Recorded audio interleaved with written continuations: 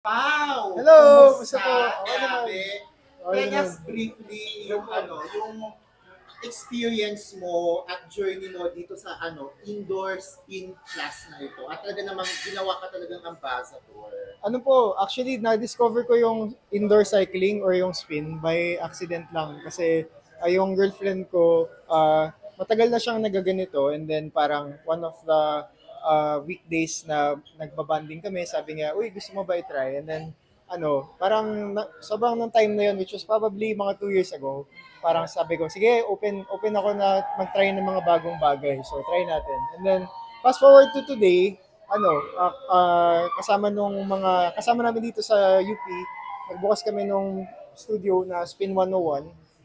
Kasi parang kumbaga gusto namin din i-share yung experience na yon dito sa may QC area. Kasi usually sa North, wala masyadong ganitong klaseng concept. So, gaano kalaking bagay yung itong Spin 101, itong indoor cycling sa fitness journey mo? Actually, sobrang laking bagay po niya kasi parang bilang musician, yung experience kasi nitong indoor cycling, parang pumapadyak ka basically na may beat, may music. So, parang sobrang nakakaengganyo siya na hindi mo mamamalayan na yung oras, like naka 30 minutes ka na pala, 1 hour, kasi parang nag enjoy ka lang sa music na pinapakinggan mo habang like nagpapadyak at minsan may mga sayaw-sayaw pa yan. Wait, So, so founder ka rin dito and ambassador, owner ka rin? Uh, part owner po tsaka brand ambassador.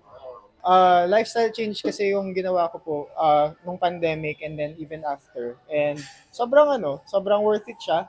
Hindi naging madali yung pagbago ng mga habits ko, ng parang mga choices na pang everyday. Pero I think kapag inaalagaan mo kasi yung health mo, lahat nag-fall into place po eh. Pero alam kong hindi siya ganun kadaling gawin. Pero gusto kong maging kumbaga taga spread ng message na yon na worth it na mag-invest or alagaan yung health mo. Kahit mga simpleng bagay lang like pag-akit ng stairs, paglakad ng extra everyday, ganyan. And pag spin 101 kasi nakaka-affect siya ng positive sa emotions mo, sa parang energy mo para yung mga kailangan mong gawin sa trabaho or sa school, parang mas magkaroon ka ng lakas na gawin siya ng maayos.